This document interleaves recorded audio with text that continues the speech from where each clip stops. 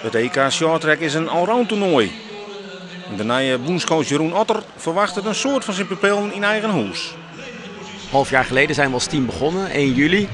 En toen hebben we ook daadwerkelijk gesteld: het EK in Heerenveen, thuisbasis, thuispubliek, daar moet het gebeuren.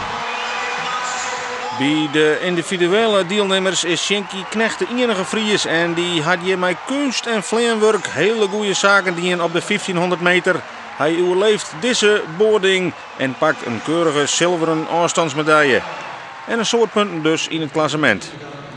De tweede dag wie de 400 meter zijn meeste afstand. Doch helle hij de finale daar verrassend, maar waard er vierde. En dat betekent dat hij op de derde dag, als de 1000 meter begint, op een heel netjes tweede plek staat in het algeheel klassement. Het klassement gaat dus op 4 afstand, want na de 1000 meter is er ook nog een superfinale over 3000 meter. Maar in de kwalificatie bij de 1000 meter gaat het helemaal mis met Knecht. En dat vanwege materiaalpech. Ik heb hem controleren laten voor het tijd en had de boutjes losgaan. En had waarschijnlijk een van de boutjes net weer helemaal goed aandraaid. En dan start ik en dan is hij verschoot. En dan komt er een bepaalde spanning op het mes en dan klopt er gewoon helemaal niks meer van. Dan klopt er, dan stuurt er niet meer, dan gaat de rug uit en dan is het allemaal kut. En dan is dat een enorme streep door in rekken, want ja, de titel is nog 4. Ja, die titel kan ik zeker wel 4, ja. Maar, ja. En dan 3 kilometer en dan zal ik me daar volop concentreren en daar de meeste punten pakken. Zodat ik dan nog het podium opkomen kan. Op startpositie 3, op positie nummer 3, Sjenky Knecht. Sjenky Knecht is toch die teleurstellende 1000 meter van het tweede naar het vierde plak zakken. Maar is nog altijd net uitzicht bij de top 3. De oerwinning staat dan al vast. Die gaat naar de Fransman Thibaut Fauconnet. Hij won 3 afstand op Riege, is net meer te achterheljen. Maar op de tweede plak staat Harald Silofs, de led.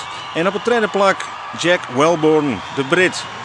5 puntjes daarachter is het Sjenky Knecht. En die weet dat er je goede zaken doen kan. Want na 1000 meter is er een bonussprint. We hebben 5 punten verdiend en die pakt Sjenky Knecht.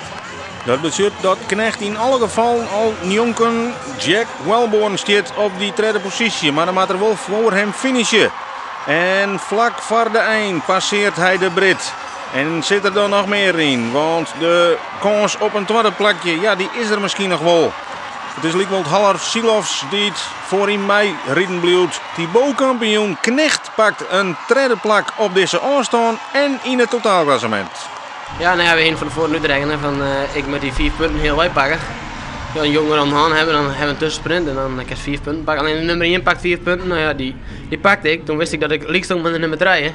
Dus ik hoefde alleen nog maar voor hem heen. Dus ja, toen we het bekeken. Toen hoefde ik alleen maar te watchen en te watchen. Ja, en de laatste 4 rondjes pakte ik hem al. Dus ja, dat is super mooi, hè. Brons voor Knecht achter Fauconnet en Sakharov.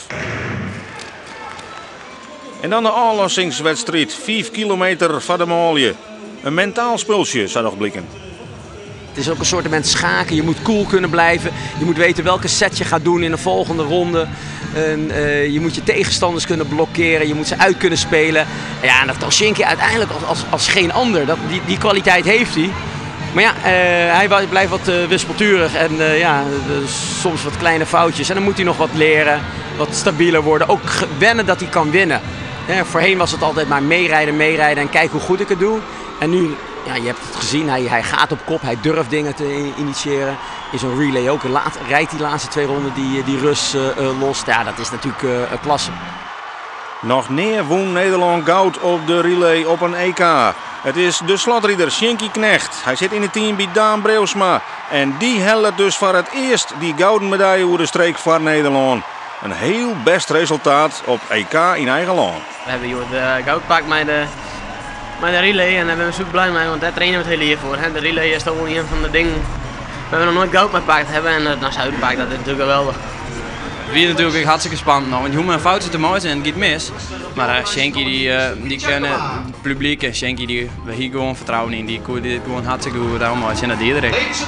Brons voor Engeland, zilver voor Rusland en historie voor Nederland met haar eerste gouden medaille.